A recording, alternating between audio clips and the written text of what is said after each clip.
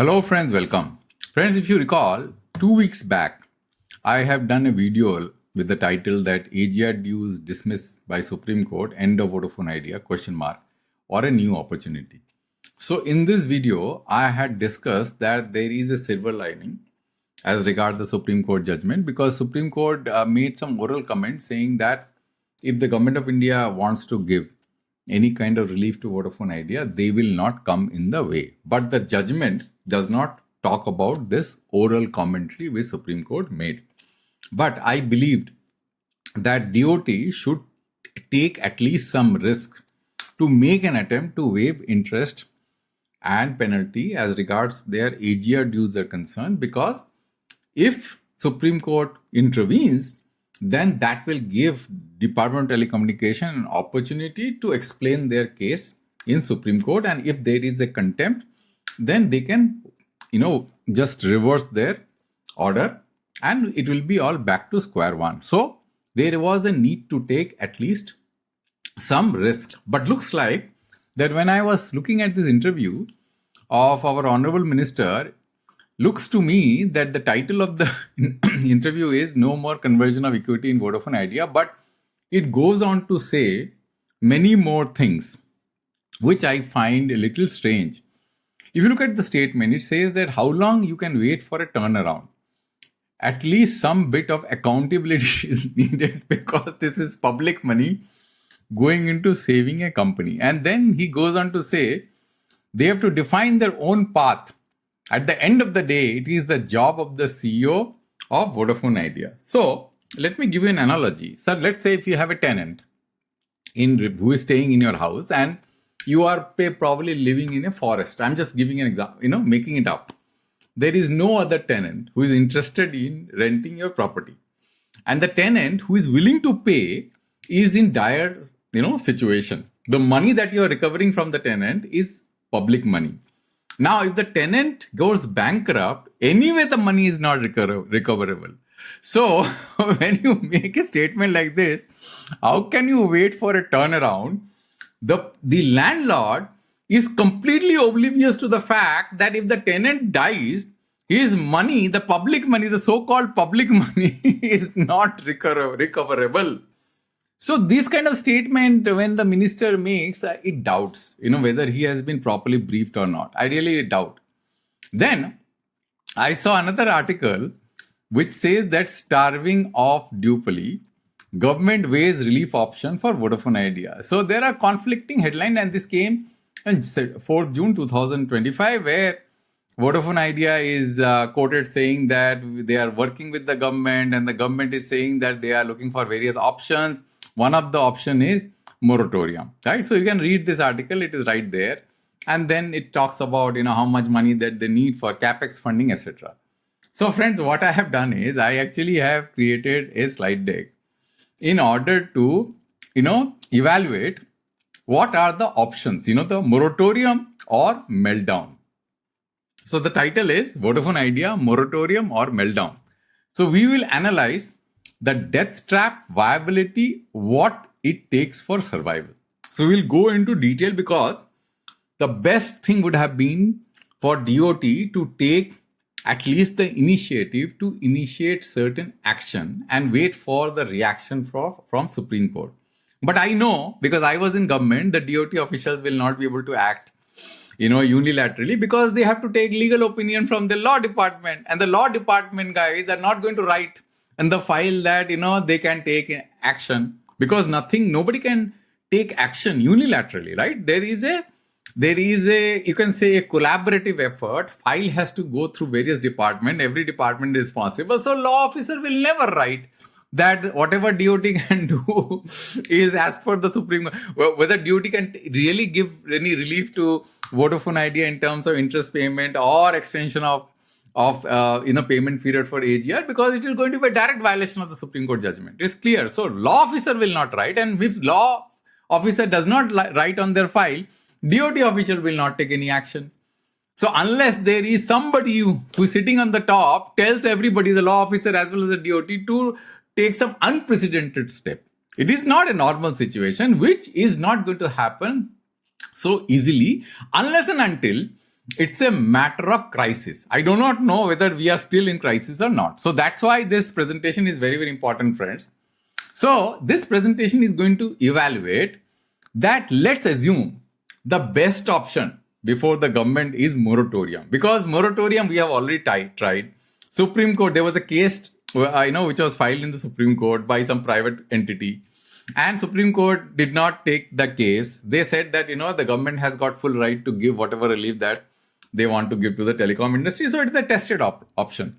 So will a 5-year moratorium save Vodafone Idea? When I say 5-year moratorium, I'm not talking about the AGR debt. I'm talking about the full debt of 2 lakh crores which Vodafone Idea owes to the government. That is the debt I'm talking about, because just giving moratorium on AGR debt is not going to solve the problem, friends. And I'm going to show you via my Excel sheet. Just be with me. So even if debt is deferred for 5 years, the question that we are going to answer in this presentation is that will VI survive beyond that? Will it be able to generate enough cash EBITDA to able to meet the government obligation later? Or this is going to be a short-term fix or a delayed collapse? Because the easiest thing for the government official is to do moratorium. Test it. This is already tested. It has worked in past. Nobody will have any problem. The officer can simply write on the file, give another moratorium. And that is the most likely solution, friends, that is going to emanate from this. But we are going to evaluate that whether it's going to solve Vodafone Idea's problem to become a sustainable company, healthy company, right? So debt trap, understanding VI's liability. So let's understand what is VI's liability. Just a summary, everybody who is watching this video probably already knows. There is an AGR due. March 2025, it has been calculated or estimated as around 83,000 crores. And why did it accumulate to 83,000 crores? Because of the 8% interest, the cumulative interest. Nothing got paid because of the moratorium, which ends in September 2025. So it has got accumulated to 83,000 crores. So there is an interest due on 31st March 2026 as per Supreme Court judgment of roughly around 18,000 crores. Now we know that Vodafone Idea generates a cash EBITDA which is estimated at around 9,100 crores for FY25. Now this is different from their actual EBITDA which they report, the market reports. Now why there is a difference between cash EBITDA and actual EBITDA? This needs to be understood. Now friends, you know that as per the latest accounting practice, lease which Vodafone Idea takes towers and all those stations that Vodafone Idea leases for running their network, that is counted as debt, because lease have to be capitalized as debt, right? So that lease payment that you make is a interest payment on that debt. So this is the new accounting practice which has been recently introduced, and it is important to understand that it kind of mirrors debt, because if you in any way default a lease payment, it is as good as defaulting a debt payment. It will have similar impact as you default on a debt payment, and therefore lease always have to be considered as debt. And therefore the lease payment, if you take into consideration lease payment, then your EBITDA of 17,825 crores will get reduced to 9,100 crores. So this is the actual cash EBITDA Vodafone Idea is generating after paying for leases. So that's why this is the money that they have to pay interest on government debt, private debt, and to do capex. This is the amount, 9,100 crores, estimate of FY25, financial year FY25, and this may grow to around 9,500 crore or 10,000 crore depending on tariff hike. So assume that, so this lease obligation of which is, if it is converted to debt, is around 50,000 crores. So the total debt will become 2 lakh crores of government debt, but a small portion of private debt. So this comes out to be around 2.5 lakh crores. So this is the government Vodafone Idea's total debt, right? The calculations of Vodafone Idea total debt. Now, funding capex not without survival proof. Now the problem is that Vodafone Idea has done a lot of equity funding by doing that FPO, and also private equity from the promoters have been put in their company, but they are not able to get bank debt. That is the fundamental problem of Vodafone Idea. Now, why Vodafone Idea is not getting bank debt? And this is because of the following reason. I'm going to show you the Excel sheet, which I had shown you earlier also. If you look at this Excel sheet, and let me just do a little bit of zooming. So you'll find in this Excel sheet that, so let me just go in this direction because this is the portion that is important. So if you look at this, these are the payment due per month, right? Which includes AGR plus spectrum payment. So yearly installment is here. So if you take out the AGR payment, this will become roughly zero. There will be a small payment and this will become 11,000 and this is going to become around 18,000. If you subtract, this will be how much? 36 minus 18, it comes out to be around 18. So 18,000, this will become 18 to 19,000. And then from going forward, this will become around 22,000. So if you see here, if AGR issue is managed, the first year Vodafone Idea is not going to collapse because this is going to become zero. Next year, this is going to be 11K spectrum debt, which they have to pay. And then this is going to be 18K. Now cash EBITDA, which I showed you here in this presentation, if you go here, which is 9,100 crores, is not sufficient to pay even the spectrum debt, which Vodafone Idea has to pay even if you take away the AGR debt, right? And going forward, the situation becomes worse. So that's why, friends, if you look at this chart, why bank is not giving them debt? Because of this problem. Let's assume that Vodafone Idea gets a debt of, wants a debt of 30,000 crores. So this 30,000 crores will be what? Let's assume it is 10%. Means, and let's say this is a period of 5 years. Okay. So in 5 years, there will be simple interest payment of how much? 10% of 30,000, which will be how much? It will be, 3,000 crores. So 3,000 crores per year into 5, 15,000 crores plus the principal payment of 30,000 crores, so 45,000 crores. Now, what was the cash EBITDA of Vodafone Idea? 9,100 crores. Assume that it is 10,000 crores. So in 5 years, let's say the debt is of the duration of 5 years, Vodafone Idea will have to generate 50,000 crores or 45,000 crores of cash EBITDA to pay off this debt, which interest plus principal, right? Correct or not? So therefore, this debt, they can only pay provided there is no other obligation of Vodafone Idea in terms of government debt payment, which I showed you in this Excel file, right? You see that even if you take out the AGR debt, you will still have to pay 11,000, 18,000, and then going forward 22,000. The 22,000 crores you don't have, right? You are generating a cash EBITDA of only 10,000 crores. And that is where the problem is. That's why the banks are not giving Vodafone Idea debt. Because there is no way Vodafone Idea will be able to pay off that debt. And therefore, if there is a moratorium for 5 years, there is no government debt, which Vodafone Idea has to pay, then what happens? Then the banks will be willing to fund Vodafone Idea for a period of 5 years because they will be sure that the cash EBITDA is going to be sufficient for them to recover the full debt, including the interest, which is 45,000 crores. But as soon as that moratorium ends, the Vodafone Idea will have a liability of 3 lakh crores. You're getting my point. So the cash EBITDA projected, assume that there is a 20% postpaid tariff hike, which is going to be very difficult. Let me tell you that also. So that will, increase their cash EBITDA to 10K crores. So that will result in what? Them able to accumulate 50,000 crores of cash EBITDA cumulatively over a period of 5 years, and they will be able to manage 30,000 crores and 15,000 crores, 45,000 crores. But because, this debt with the government of India, spectrum debt and AGR debt is continue to keep increasing exponentially because of interest, I am estimating because AGR has got an 8% interest, that will become from 83,000 crores to 1.22 lakh crores. You can do your own calculation. It is simple, 1.08 to the power 5, right?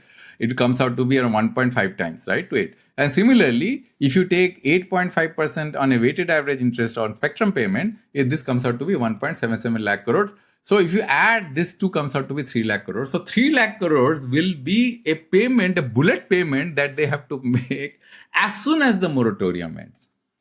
So what does it mean? Even if the government gives moratorium, the problem is not solved. Bank debts are not going to come due because bank is not going to give a short-term debt, right?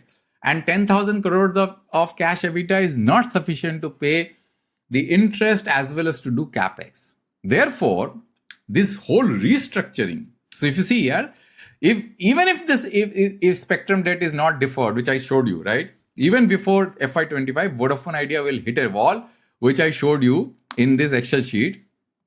Even if you just give AGR deferment or AGR interest and waiver payment and spectrum payment, you don't defer, you will have this problem which I already described to you. If spectrum deferment is not deferred, spectrum repayment assumed to be around 11K in the FY27 and then 22K in FY29, and it'll keep on increasing if going 22K and you don't have cash EBITDA to support that, both private and spectrum debt. So you have to do complete restructuring. So there is a multi-organ transplant needed, not a band-aid. So fixing AGR won't save Vodafone Idea. Restructuring of both AGR and spectrum debt is must. Tariff hike viable only if postpaid affluent users are going to be impacted. Because it is very clear in many of my videos I told you that India cannot sustain tariff hike because of the overall disposable income which the Indian consumer have. And you can ask any CEO of any company, Vodafone Idea or Reliance Jio or Bharti, they will tell you that tariff hike is not possible in the segment which is at the bottom or at the mid level of the pyramid. It is only sustainable at the postpaid level. Now, Vodafone Idea has got postpaid subscriber around 9.4 million. Bharti has the largest postpaid subscriber. Reliance Jio doesn't have. So if you are going to push for a tariff hike of postpaid subscriber, then Bharti has to, support that. So there has to be a tariff increase on postpaid subscriber, and that tariff increase of postpaid subscriber will result in a 1,000 crores of cash EBITDA for Vodafone Idea if you assume that the postpaid ARPU is 400 rupees and there is a 20% increase in tariff, right? Because low paying prepaid customers can't absorb hike, right? Tariff hike is only viable for postpaid and affluent users.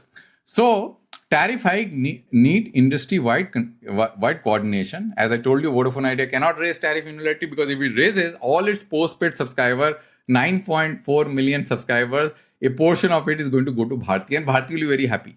So Bharti has to support along with Vodafone Idea. Therefore, tariff hike has to be a coordinated effort. So without Bharti support, Vodafone Idea will risk losing postpaid subscriber. Tariff hike only viable if implemented jointly across the sector, right? So the final conclusion is 5-year moratorium only postpones Vodafone Idea's collapse. By FY31, Vodafone Idea will have a 3 lakh crores of government debt, right? If a sufficient window opportunity is given for the banks to be granted to give debt to Vodafone Idea, and if they are comfortable that Vodafone Idea has got sufficient cash EBITDA to able to service their debt and return the principal. If that is the situation, then the banks are going to give debt. If that is not the situation, then the banks won't. But even if that situation persists and then the government debt is not managed, at the end of FY21, there will be a 3 lakh crores of government debt which Vodafone Idea has to pay. So even the FY27-29 obligations are unaffordable without deep. So there is a deep restructuring which is required. And I have been telling this, friends, from the very beginning. I do not know why DOT officials, including the ministers, make some insensitive statements. See, the AGR judgment is a mistake, friends. It is a mistake because the fundamental flaw in the AGR judgment is the DOT's complete arbitrary policy of not doing a fair consultation with TRAI. If you look at the last video which I did, where the SUC, there was a judgment of TDSAT against DOT on the SUC case, which DOT lost, and it kind of lost 2,000 crores because the whole sharing, of SUC, the debate was that whether the 0.5% has to be added to the weighted average or on the band SUC, spectrum band SUC. Let's say if 800 megahertz got 5% SUC, when you share, the SUC should increase to 5.5, or when you do a weighted average calculation, let's say it comes out to be around 2.45, then you add 0.5, right? So that debate shows that DOT was so arbitrary in the decision making. They did not even take into consideration TRI's recommendation. They did not give any justification. Same thing happened in the AGR case. And there are multiple Supreme Court judgments which says that DOT has to behave responsibly when it is holding a consultation with TRAI. That consultation has to be a collaborative effort with the DOT official participating in the process, helping the process, and not immune to the process. And they don't even care to give a justification what decision that they're taking. Same thing happened in case of AGR, friends. Same thing happened. And therefore, when DOT officials, including the minister, says that they don't care, I do not know, which world and which country we are living in, friends. Anyway, so there has to be a sustainable fix requires debt casting and coordination reform. It can't be just AGR. Friends, our spectrum auction is broken. I have been telling from the very beginning. It is AGR. It was just incidental. Nobody was looking at AGR till the time it hit the industry. But I was looking at spectrum auction starting from 2010. I have been telling that this spectrum auction policy of the government is going to break the industry. And I have been proven right, friends. And the government is going to be sitting there and, on a virtual lot of money, which they're thinking that they have collected, all their money is going to evaporate. It is going to sublimate like our carbon dioxide, dry ice, right? They will never be able to collect that money. I do not know what kind of foolish, environment, are we living in fool's paradise? We have created this monopoly ourselves. Our policies have been responsible, friends, to create this monopoly that we are creating right now. And therefore, some harsh decision has to be taken. You cannot be saying that this is public money. The money does not exist, friends. This money does not exist. When you say that we are putting public money, that money is an illusion, friends. It does not exist. So what are you talking about, friends? It is as good as, just give Vodafone Idea a waiver of all debt, whether it is AGR debt or spectrum debt, and make Vodafone Idea, because if you don't give that waiver, anyway you're going to lose the money, right? So what is the point? Let a company function. And people cannot say level playing. What is level playing? There is nothing called level playing in this world. Whenever other people say, I will be given level playing. See, there are policies, there are some people, because this whole situation has been created by the government by creating policies which has favored the market leaders. Policy should always favor the market laggards, the weak player in the market, not the leaders, because our main focus is to sustain competition. That is the goal, not to favor the market leaders, friend, because then you are destroying the leverage of the consumer and the government and creating an environment such that there will be no innovation and you are going to be at the mercy of the operators and they can do whatever they want and you will have nowhere to go, friends. Thank you very much for your time, friends. I hope that you like this video.